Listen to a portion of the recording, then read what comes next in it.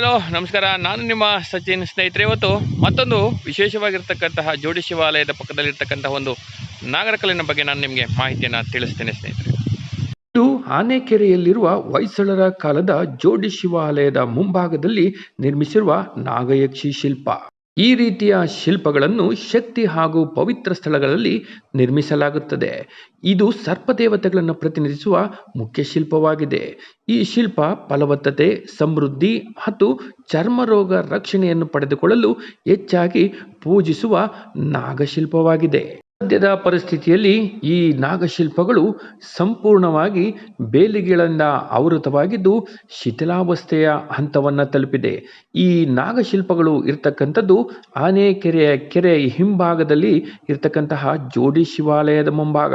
ಜೋಡಿ ಶಿವಾಲಯ ಸಂಪೂರ್ಣವಾಗಿ ಬೇಲಿಗಳಿಂದ ಮುಚ್ಚಿ ಹೋಗಿದೆ. ಈ ನಾಗಶಿಲ್ಪ ಅತ್ಯಂತ ಶಕ್ತಿಯುತವಾಗಿರ್ತಕ್ಕಂತಹ ಶಿಲ್ಪ ಎಂಬುದಕ್ಕೆ ಸಾಕ್ಷಿ ಅಲ್ಲಿ ನಡೆದಿರ್ತಕ್ಕಂತಹ ಘಟನೆಗಳೇ. ಈ ಸರ್ಪಗಳು ಎರಡು ದೇಹಗಳು ಕೆಳಭಾಗದಿಂದ ಎಣೆದುಕೊಂಡಂತೆ ಮೇಲ್ಭಾಗಕ್ಕೆ ಬರುವಂತೆ ಕೆತ್ತಲಾಗಿದೆ. ಈ ಮೇಲ್ಭಾಗದಲ್ಲಿ ನಾಗ ಮತ್ತು ನಾಗಿಣಿಯ ಶಿಲ್ಪಗಳನ್ನು ಕಾಣಬಹುದು. ಮೇಲ್ಭಾಗದಲ್ಲಿ ಮಾನವನ ಆಕೃತಿ, ಕೆಳಭಾಗದಲ್ಲಿ ಹಾವಿನ ಆಕೃತಿಯಲ್ಲಿ ಇರುವಂತೆ ಸುಮಾರು 7 ಅಡಿ ಎತ್ತರದ ಈ ನಾಗಶಿಲ್ಪವನ್ನು ಹೊಯ್ಸಳರ ಕಾಲದಲ್ಲಿ ನಿರ್ಮಿಸಿ ಪ್ರತಿಷ್ಠಾಪಿಸಲಾಗಿದೆ.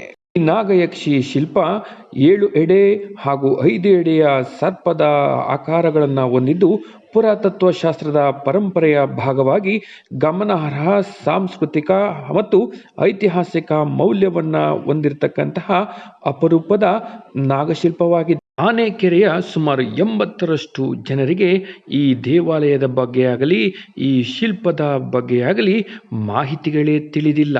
ಪ್ರಾಚೀನ ದೇವಾಲಯಗಳು, ಶಿಲ್ಪಗಳು ಕೇವಲ ಧಾರ್ಮಿಕ ಕೇಂದ್ರಗಳು ಅಷ್ಟೇ ಅಲ್ಲ, ಜ್ಞಾನದ ಕೋಶಗಳ ಭಾಗವಾಗಿ ಜ್ಞಾನ ಪರಂಪರೆಯನ್ನೇ ಹೆಚ್ಚಿಸುವ ಪ್ರಮುಖ ಐತಿಹಾಸಿಕ ಸ್ಥಳಗಳಾಗಿವೆ.